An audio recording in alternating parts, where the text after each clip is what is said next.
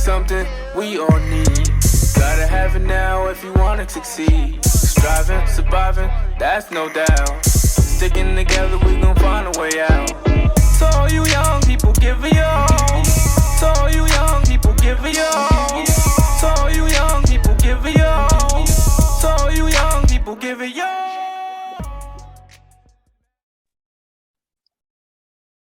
Good afternoon, the BAC community. Thank you as always for staying involved. Thank you for staying engaged. We are in the month of March, and for the month of March, as our first guest, we have Miss Arielle King. But before I go down her long list of credentials, I just want to say Happy Women's Appreciation Month. We'll be doing features on women throughout the entire month of March. It was something I learned my first season of this podcast that I missed the opportunity to do, and I swore to never miss it again. So every year when I'm planning, March is totally X'd out for women, and I understand how important it is and how significant it is to highlight and recognize you for that. But our guest today, the BAC community, is Miss Arielle King. And I want to say thank you for giving me the opportunity or affording me the opportunity to talk to you today, Arielle. Oh, Tyrell, thank you so much for having me. And, this is a special day in March because it's International Women's Day, in addition to being a part of, Women's History Month, Women's Appreciation Month. So, yeah, it's a great day to be on the podcast. Let's go. Yeah. So I have the honor and privilege of saying that I know this young lady or know of this young lady since she was a very, very young girl. And to see you and your accomplishments and what it is that you're working on and the things that you got cooking in the pipeline, I could probably say that everyone has always expected this of you since you were a kid, and I'm sure you have felt this pressure your entire life. But I will let you formally introduce yourself to the BAC community. Here's my first question for you. All right. Arielle, what kind of work do you do? Please let the BAC community know more about you. Here's your opportunity to welcome us to your world. All right. So these days, I consider myself an environmental justice educator and legal advocate. I am supporting programming for an organization called Black Girl Environmentalists, where I am, doing in-person and virtual campaigns and programming. We had our first in-person event in New York City at the Climate Museum pop-up last month, and it was really incredible. But the goal is for us to not only invite Black women and girls and non-binary folks to be involved in the environmental movement, but to create space for us to feel engaged and feel welcome in a movement that has historically excluded us. So that's been a really exciting experience. I hosted a podcast called The Joy Report. I hosted season 1 of The Joy Report. And it's a podcast all about positive climate solutions through the lens of environmental justice and intersectionality.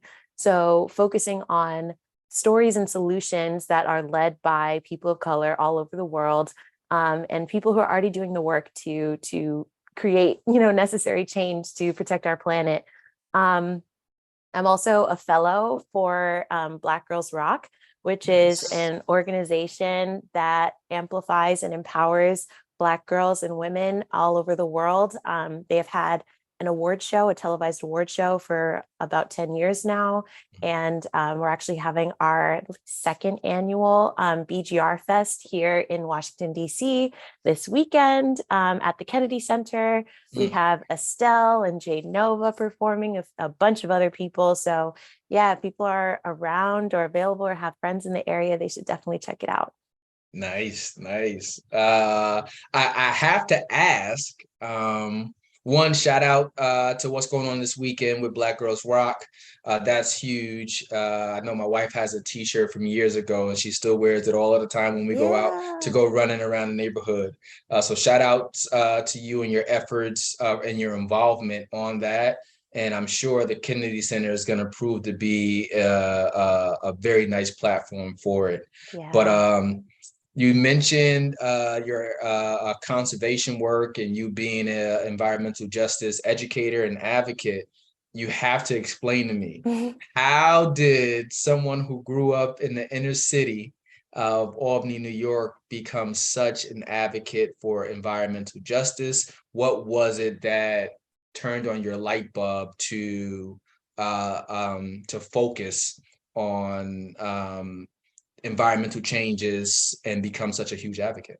Yeah, I think just growing up in the inner city of Albany is the reason why I became an environmental justice advocate, specifically because environmental justice focuses on the need for equal environmental protection, equal environmental enforcement, and recognizing that we all experience environmentalism in different ways based on race, based on historic laws that have excluded us from proper environmental protection. So I grew up in the South End of Albany, and for those who don't know, it is a very environmentally overburdened community. That's where all the ports are. That's where the trains are. And for a long time, like right in that neighborhood, like right near Giffen Elementary School, there was a train line that was going by, and it was had crude oil, like ridiculous amounts of crude oil that were being barreled to other parts of the country. But these were considered bomb trains, because if anything would have happened and like hit these trains, it would have been a colossal disaster for the residents that live in this area. The South End also has the highest asthma rates in all of Albany, has the least amount of parks, didn't have a grocery store up until literally 3 months ago. So, there are just all of these reasons that I just saw lots of inequity. And when I was first growing up, we moved to the South End when I was in second grade. But before that, we lived in the Pine Hills neighborhood of Albany. And just the difference in terms of like how many trees existed in that neighborhood, how many parks were available, just all of those things just stood out to me so blatantly as a young person. And I would also say I've always just really been excited about helping other people. And like, I've always seen and sought out opportunities to create solutions that will help others. I remember my first like big community service project was in the fourth grade. I was like, going to school with my mom. She was driving me to school, and I saw people like walking to school without gloves on, like in the middle of the winter and without hats on. And my mom's real big on like making sure you're warm. And so that was something that really stood out to me and bothered me. And I remember like remarking like this is wrong. I was like, well, what are you going to do about it? It's like, oh, guess I'm going to figure it out. I guess I can figure something out.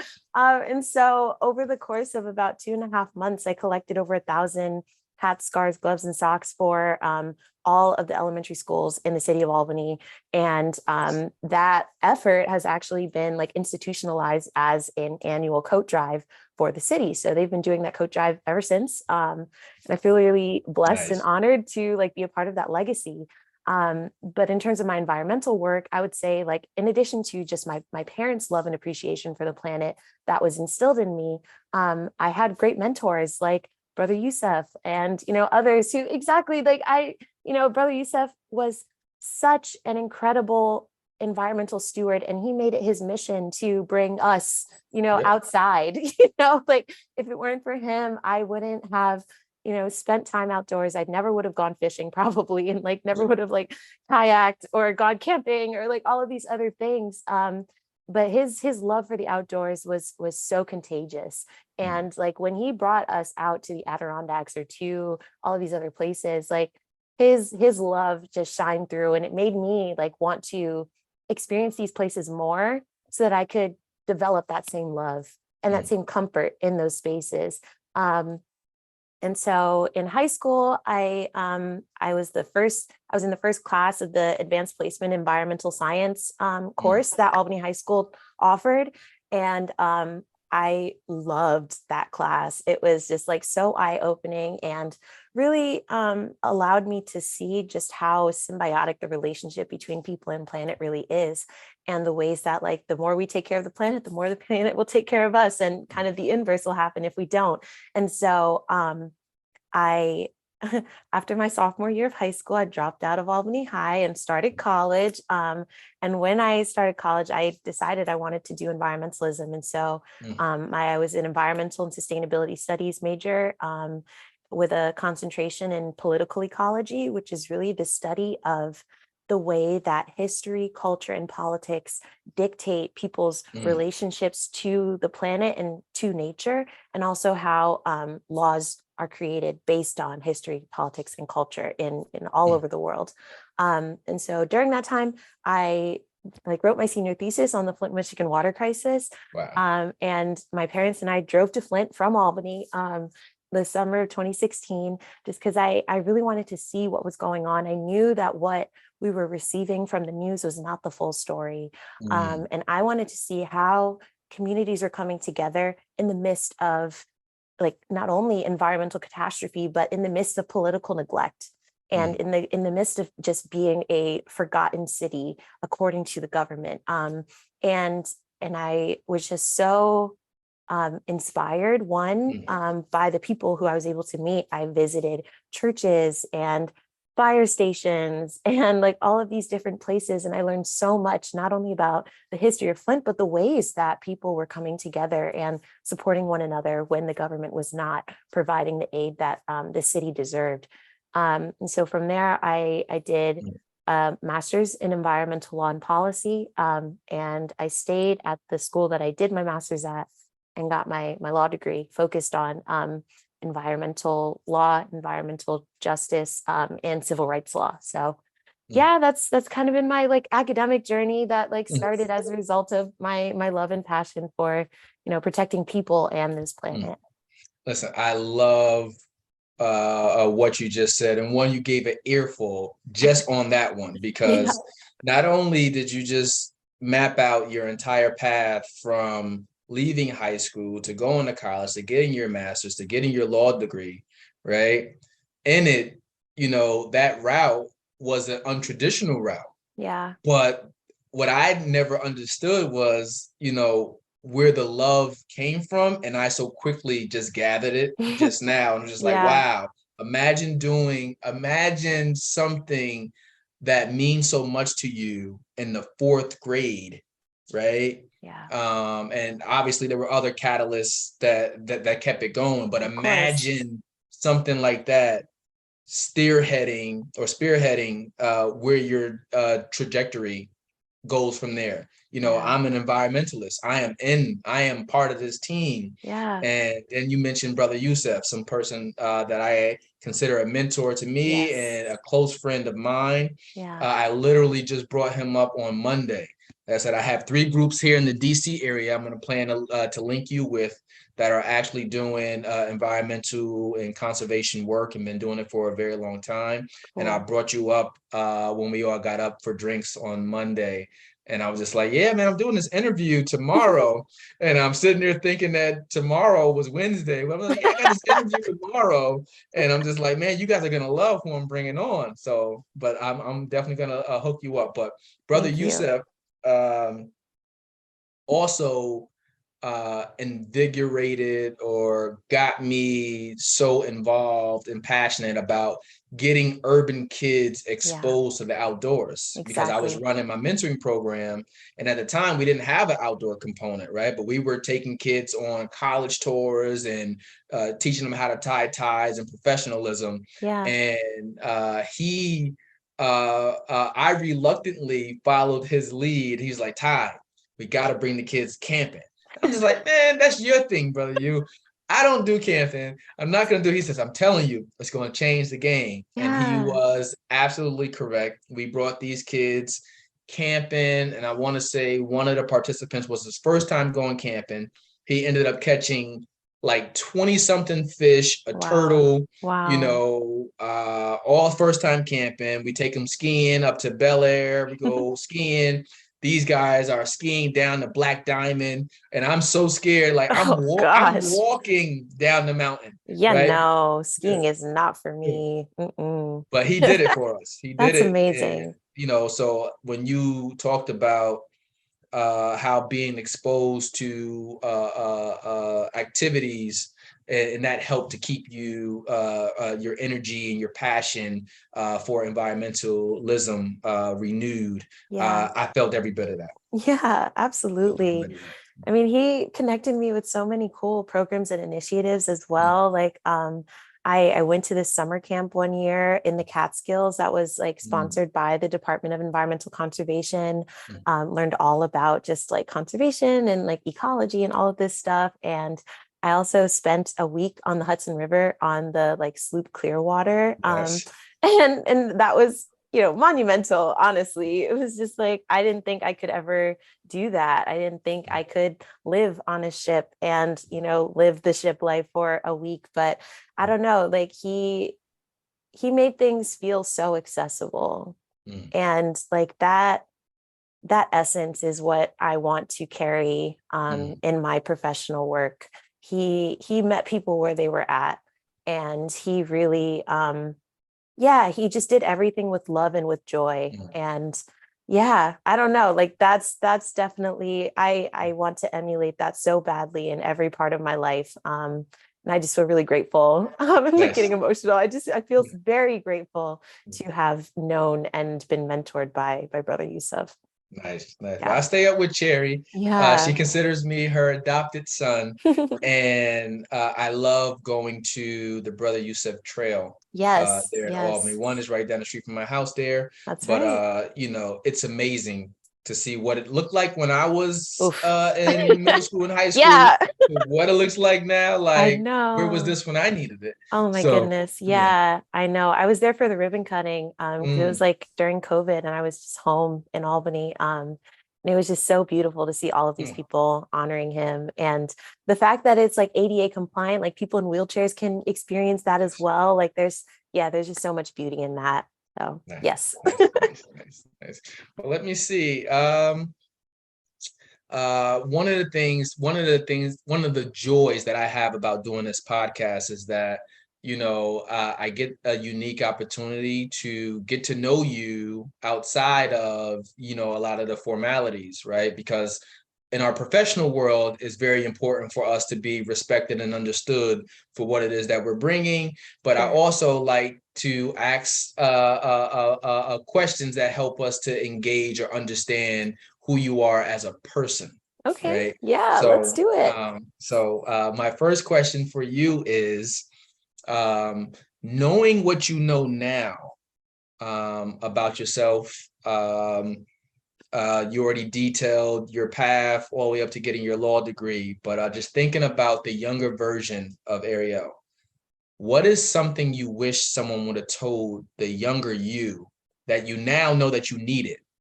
But what is something you wish someone would have told the younger Arielle? I don't think I can think of anything, honestly. Ooh. And that's because like I don't know. I had such a beautiful childhood. Like I was surrounded by people who inspired me, encouraged me, loved me, held me, and yeah, created space for me to just feel like I could do whatever I wanted to do. And you know, my mom always says, and like I'm a village child. Like I really believe that. Like anytime I go back home to Albany, it's just like it's a family reunion. Even if I'm going to the grocery store, you know, like there's just so many people who have played such a major part in who I am now and who I want to continue to become. And so yeah, I really, yeah, people were just like pouring love and wealth and just greatness into me my whole life. And so I don't really think that there's anything that anyone could have said that, you know, could have changed the trajectory of my life, honestly. In 3 seasons, this is my first time I've heard that answer. Yeah, I don't know. Wow. Yeah, I don't know. Cause like I'm thinking about it right now. I'm like, okay, like you said at the beginning of this episode, like everyone expected who I am right now.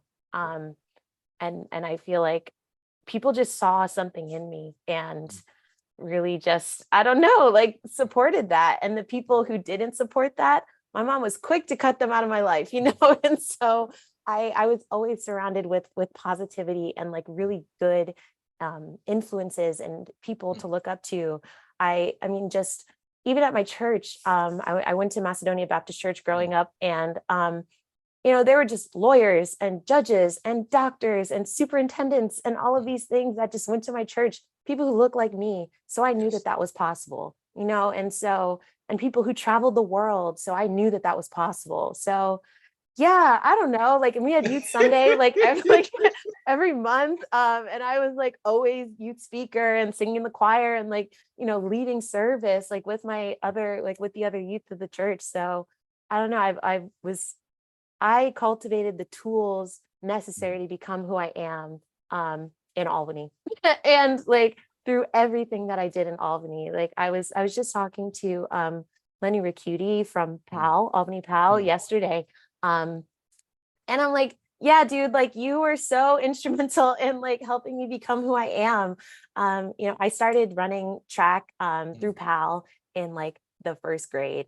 And I ran track from first grade up until I got injured my last year of high school. I had my second hip fracture, and I was like, I think I'm done. I think I'm done running. But I think the lessons that I learned from being a part of sports were just incredible. I did martial arts. I did AIJK and Budokai on Fuller Road or Wolf Road for a really long time. So I did 2 forms of martial arts. I did dance class at Dance Dimensions. I've done it all. And shout out to your mother and shout out to your dad. Because listen, 1 in 3 seasons, this is my first time ever hearing that answer. And having just an inkling of some of the things that you were exposed to, I can imagine why your answer was that, you didn't miss anything. No. So shout out to your mother, who everyone knows, who everyone loves. Shout out to Miss Esther, because I met her through my older sister, Raven. And then I later formed a relationship with your mom and did some grants with her at Upper Hudson Planned Parenthood too. That's right. Yeah. But shout out to both your mom and your dad for cultivating the space that they did for you. Yeah. Because the one thing I like to use is us as examples. We learn from the successes and failures of people who look like us. Right. And hearing your journey, seeing what the end result could be when you cultivate a learning bug or a learning environment or a spirit of let's do it in your child, what it will turn out to be. So congratulations to you for, believing that you can do all of the things that you just did. And congratulations to your parents for creating the environment. Yeah, absolutely. I'm very blessed, very, very blessed. Let me see. Do you, because I also know that, I think that there's some pressure when everyone has all these expectations on you, right? But do you give yourself permission to change?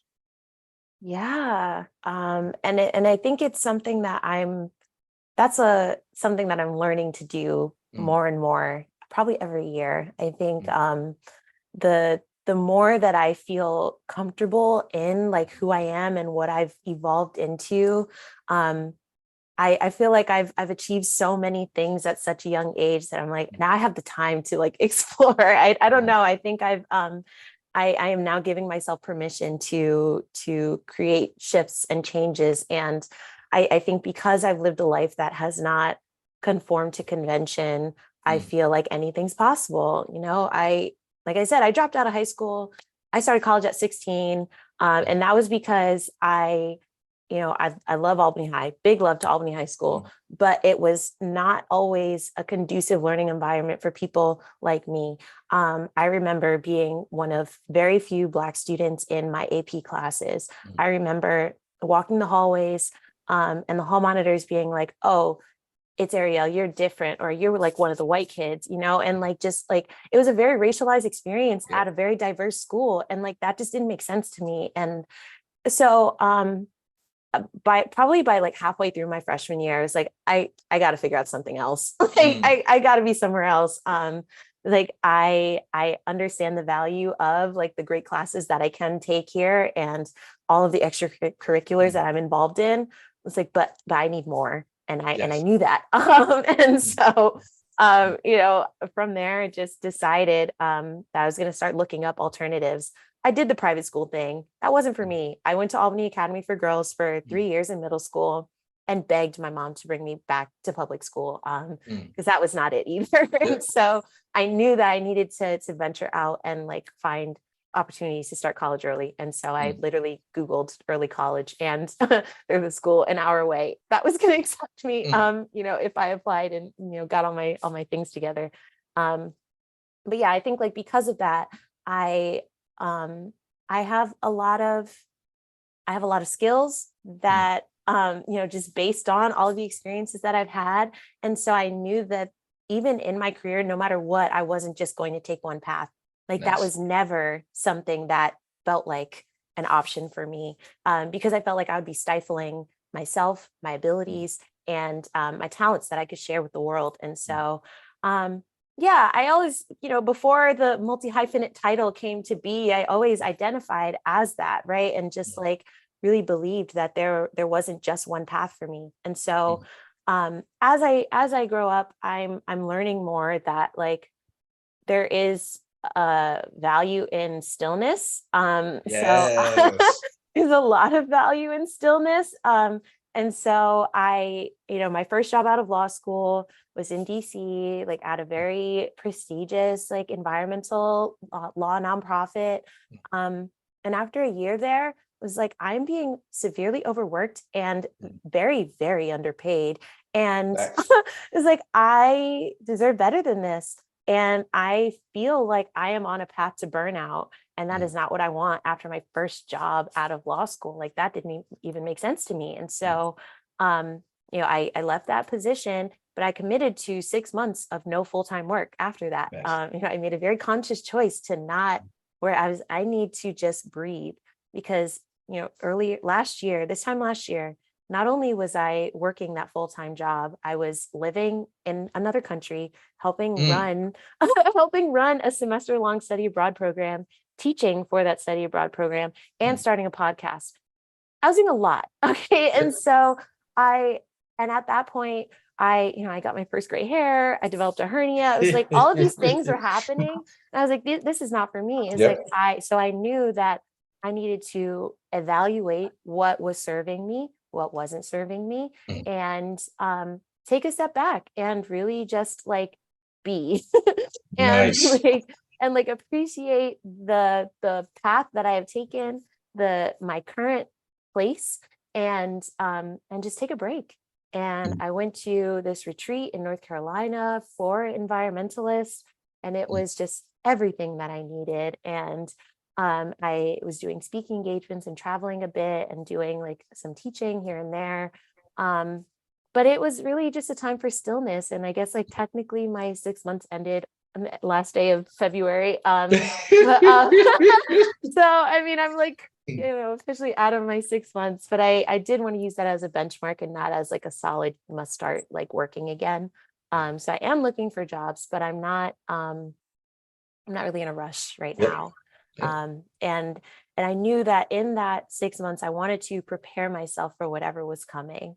Right. And so like, getting myself together and like creating mental space to be able to welcome whatever opportunities flowed my way. And so, I think I can't stop smiling.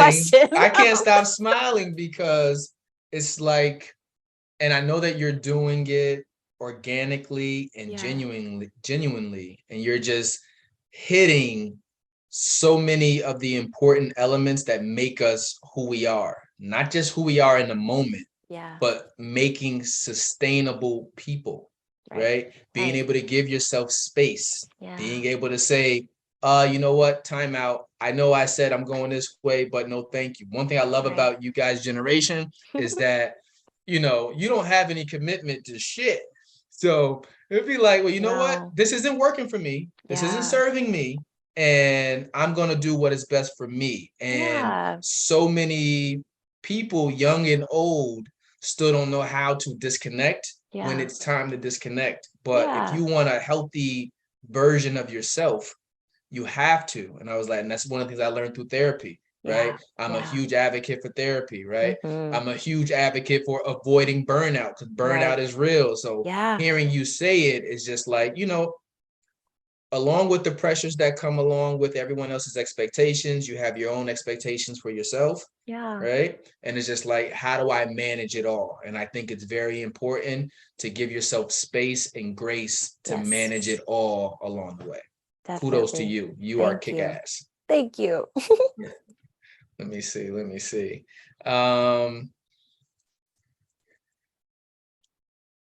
I think I know the answer to this, but I'm going to ask it anyway. Okay. No, take that back. I'm not going to ask. I think I know the answer to that one, so I'm not going to ask. I'm going to give you my rapid fire round of random questions. Okay. Because I really like this one, and it also helps to unveil who Arielle King is as a person. Okay. All right. Greatest rapper of all time. Oh, take that back. Your greatest musician, because I don't want to limit it to rap. Okay. So okay. Well, I feel like genres is helpful for me because I love so many different genres of music, and I feel like facts. that. Take that back. I'm Okay. gonna stay right there because I'm a music head. So I'm staying with rapping. Yeah. Greatest rapper of all time. Okay. Controversial hot take. I love Kanye's early stuff. And I think he is an incredible rapper and he has an incredible musical ear. And that can't be taken away from him, you know. Facts. So I will say Kanye West. Okay. for greatest rapper. Let's see. Okay, next question. Okay. Greatest athlete of all time. Okay. My favorite athlete is Flojo. You know, I mean, I ran track, so yeah, I think just like everything about who she was just so unapologetically herself. You know, like I loved that she ran with long nails and jewelry. Like I don't know. She's a fashion icon too, and I respect that. So Richardson is there too. What's the young girl's name with the orange and stuff? Sha'Carri Richardson. Yeah. I mean, she's in that lane, and she's definitely. I mean, she's breaking her records. She's breaking Flojo's records, and so much respect. But you know, if we're talking like greatest. Serena Williams, obviously. I mean, it is what it is, you know. So yeah, I would say those two are my absolute favorites. Yeah. Okay, let me see. Favorite meal or favorite cheat meal. What is it what's your go-to? What's your bread and butter? Like I'm feeling down, but this is gonna pick me up. What's your favorite meal? Favorite cheat meal? Ramen. I love ramen. I love ramen, but like not like oodles and noodles. Okay. You talking about like quality, going to the restaurant ramen? Yeah. So I buy like packaged like really fancy ramen, and I like doctor it up with all the other things. But that's a meal that makes me happy every time. So nice. Yeah. Nice. Favorite place to visit and why? Okay. Let's see. Ooh. Okay. Domestically, I would say New York City, Nice. because it just feels like home and it feels very familiar. There's just an energy that's in New York City that isn't in any other place I've ever been. And I'm very excited that I'm moving to New York City later this year. Yeah, super excited about that. So yeah, New York City. I would say abroad, of the places I've been so far, and I've been to 18 countries and counting. Nice. I really, really loved Barcelona. Spain is really fun. Like I loved that the beach was just like well integrated throughout this like urban area. There were like 5 beaches you could get to from the city and kind of inside of the city. Like really clean, accessible public transit. People were friendly, and the architecture is beautiful. So I would say Barcelona. Also loved Marrakesh, Morocco. I could honestly talk about travel all day. I love traveling. A place I'm really excited to go back to is Cambodia. Just like very inexpensive.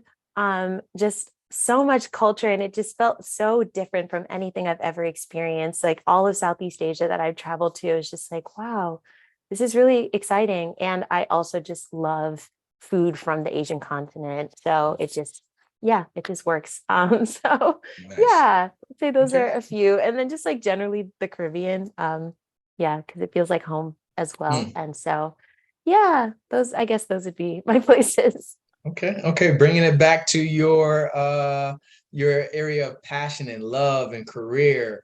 Who is the most influential environmentalists that you know?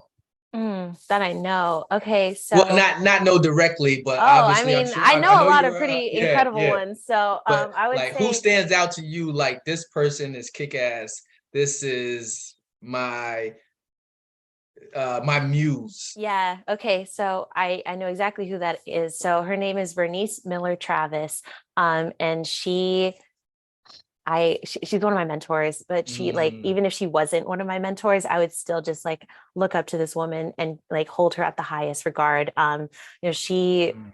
was one of the researchers on the Toxic Waste and Race Report, which was the first national study to analyze locations of waste facilities and how it related to like racial demographics of neighborhoods. And it was the first study to prove that race is the single most significant indicator of whether a person of color or a person will live near hazardous waste facilities. And it found that Black and Brown communities are disproportionately located and situated near and closer to waste facilities all over US. And so that study was done in the mid 80s. She also was the co-writer of the 17 Principles of Environmental Justice. And she's just so active still, just in the movement, at the like state level. She lives here in Maryland, and does really incredible work here. I've worked with her in that capacity where she's supporting just evolving their environmental justice initiatives, and then also at the federal level, and has also done things internationally. So I just hold her in such high regard. And any opportunity I get to hear her speak, I take it. And I remember the first time I was able to like connect with her, I reached out immediately after and was like, I know you're super busy, but you are everything that I want to be. Like, can you mentor me, or would you be open to being my mentor? And she was like, I don't really have the time, but here's my number. Like, reach out when you want. And, that's kind of been our relationship. And it's just been like a really, really powerful learning experience, being able to grow and hear from her. So yeah, Bernice Miller Travis for Shout out to sure. you for reaching out Yeah, gotta and take not waiting for initiative. the listen. I'm telling you, like I said, man, we live in such I had this talk maybe 2 weeks ago, and someone was just talking about how the youth are entitled, right? And I was just like, I don't think entitlement is limited to just the youth. I Right. think that in a lot of ways in America, a lot of Yeah. us are just entitled, Yeah. right? But it's not limited to elders, it's not limited to the youth, and it's just about, you look at the conditions for other people in other countries, and you realize that they know that if I don't get up and I don't make something happen, it's not going to happen. So Right. we lose a lot of that initiative, or taking internships, or going to go shadow someone, or saying, you know what, I like what you're doing, Miss Yeah. King, can you help me? And listen, I'm willing to take whatever time you have available for me, because I know it may not seem beneficial now, but it's going to be worth $3 million just this interaction, Yeah. So yeah, 100%. yeah, Yeah. yeah. Let me see. One of my favorite questions that I ask is for you to define, what does success mean to you? I know Mm, everyone has their own definitions, and I'm interested in hearing yours. So yeah. how would you define success? I will say, and I will believe that my life has been successful if there is multiple people who have been touched by the work that I do. I want people to be able to learn and grow because I have shared things with them. And so by that definition, I feel like I've already been successful. And I look forward to expanding on that for the rest of my career in just multiple different ways. But yeah, I feel most inspired when people come back to me and say, like, wow, like that book that you suggested I read, like really opened my eyes, or like I had never even thought of that before, or thank you so much for telling me about this, like I wouldn't have known otherwise. Like I love that. That is just so inspiring to me, and I feel like that's what I want my legacy to be, that I encourage other people to have more inquisitive minds and to be more informed and to elevate themselves because of the ways that I have shared with them. I love it. I love it. I got about 2 or 3 more questions. I'm gonna let you go. Okay. Tell me, how has your experience been as a podcaster? What has it been like doing the Joy Report? I know you're also a part of another podcast as well, and I always screw it up whenever I see it, but it's like enter something, I mess it up. What is the other one? Yeah. So the Joy Report is through an organization called Intersectional Environmentalist. And so I mean, it was great. I loved working on the podcast. So the organization reached out to me maybe like August of 2021, asking if I would be interested in hosting this podcast. And they pretty much only had the name and the idea that it was going to be about positive climate solutions at that point. And it's like, absolutely. And I don't know, it's like the organization is so well known, like over a very short amount of time. They have just like grown tremendously in the environmental space and has like reimagined what environmentalism can and should look like. And the work that they put out has now been used in multiple classrooms to like diversify environmental curriculum. So I was just very inspired by like who the organization is. So it's like, absolutely yes. And so when the time came to start actually recording the podcast, after we hired our sound engineer, because we knew we wanted music to be integrated throughout, we knew we wanted it to be like very narrative based. And so it was like a fully scripted podcast. So I did all the research and the script writing with the help of a few researchers and just people on the Intersectional Environmentalist team. So we did 10 episodes in the first season, starting in April of last year and ending in December. And the first 3 or 4 episodes were done like out of the US because I just wasn't here. And so the first episode, I was at a gas station in Montserrat where I was living. And this guy and I were speaking, and he's like, "You have a great speaking voice." And I was like, "Oh, thank you." I was like, "I'm actually starting a podcast soon." He was like, "Oh, do you need a studio for that?" And I was like, "That would be dope." Like I wasn't planning on using a studio, but so he let me use his studio space for free. Wow. And so the intro episode and the first actual episode, the trailer and the first official episode were both recorded in his studio. So that was a real blessing. Shout out to him for that. Yeah, shout out to MacGyver. And after that, I went to Puerto Rico for a few weeks to just like decompress after working for that program, for that initiative. And so I did 2 episodes in Puerto Rico in San Juan, which was really fun. And then at that point, we were like, there's a standard of quality that we have to maintain. And so when I came back to the United States, came back to the DC area, I was like, I have to use studios. I can't just use a podcast mic anymore. And so I just like found different studios around the DMV to record in. And so that was really fun as well, to just like meet different people and just experience different studio setups and all that fun stuff. So it's a good time. Okay. I know I have I said this throughout your interview, and I've smiled this entire way because when I say that you have a decorated resume already, and I know that you haven't even begun to shake up the world as you plan, right? But thinking about what you have accomplished thus far in your career, in your life, what is something that you're most proud of?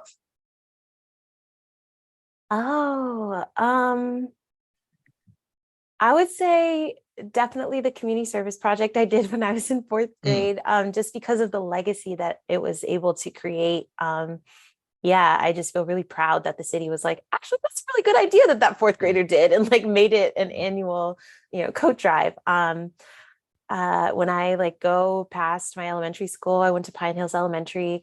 There are like shrubs on the side of the building. And those were planted because I advocated for us to celebrate Earth Day. And so just like little pieces of legacy, like throughout Albany, are things that I'm really proud of. I would say outside of that, um, I'm really proud of maintaining good relationships with people. I think that's like one of my greatest accomplishments. Like I know so many other people my age that like, I don't know, they don't have such strong roots with their hometown after they left. Like I moved out of Albany when I was 16, and like there has not been a time aside from COVID that I have lived in Albany for more than 3 months at a time since then. Um, but because of the relationships that I created as a kid and sustained through like initiatives and programs and just, being a good person and like wanting like people wanting to remain connected with me, I've been able to just live a really beautiful life with beautiful connections. And I feel like through different programs that I've done since then, I'm just like really proud of the way that I build and maintain relationships. Even if I leave things on bad terms, I try not to burn bridges, right? And I think that's just a really important life lesson that I learned really early. Um, yeah.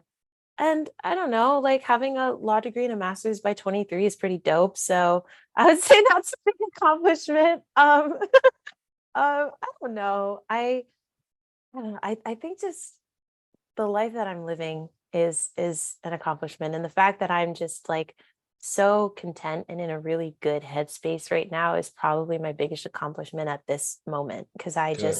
I remember this time last year, I was just not in a good headspace. And I was just like severely overwhelmed and just felt like I had no control over my life, my time, anything really. And so just the ability to take a step back and reclaim all of that is really powerful and something that I think will just be incredibly beneficial moving forward. So I would say at this very moment, that is my biggest accomplishment.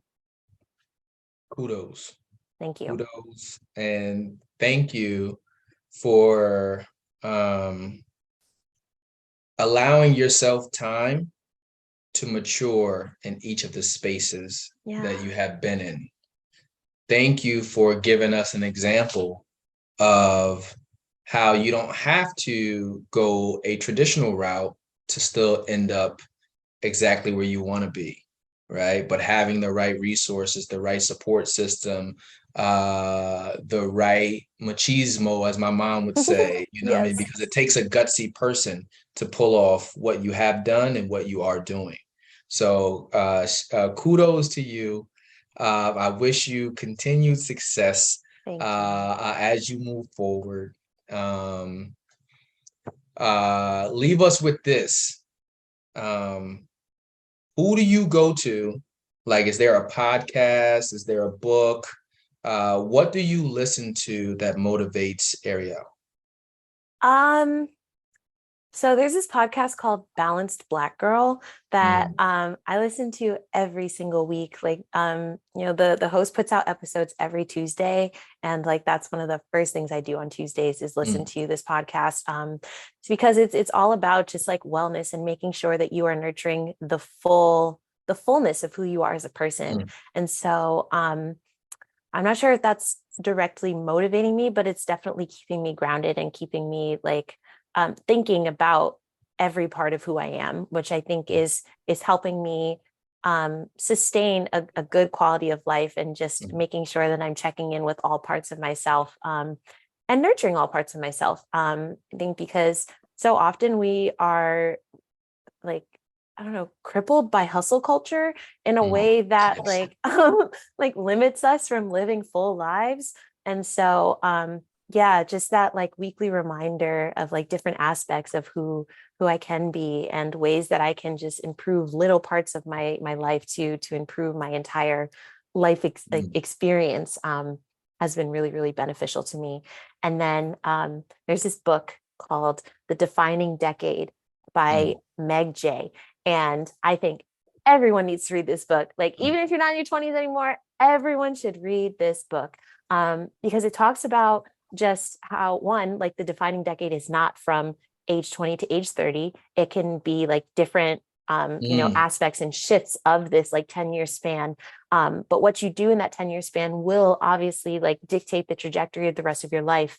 And she like breaks it down in really accessible pieces, talks about relationships and education and work and home life and all of these things. And yeah, it's just like a really like grounding, really helpful book.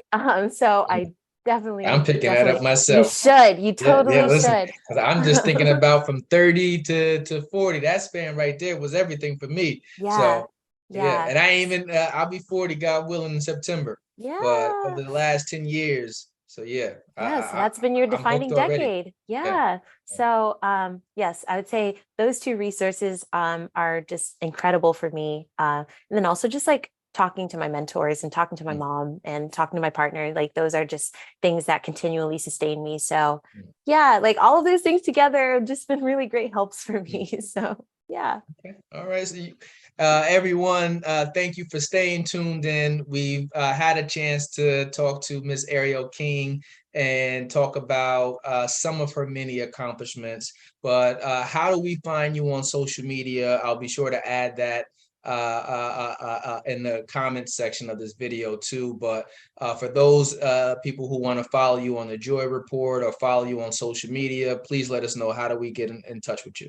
Okay, so my username is at Arielle V King on Instagram, Twitter, TikTok, all the things. And I would definitely also recommend people follow Black Girl Environmentalist, because we are doing really incredible work all year long, and past this year. But this year we officially relaunched as an organization in January, and so there's just like a lot more intention behind the work that we're doing, and we're developing hubs in different cities all over the U.S. and expanding outside of the U.S. very soon. So we're doing a lot. So it would mean a lot for people to support that work. And then the Joy Report is available on wherever you find your podcasts, so you can find it there.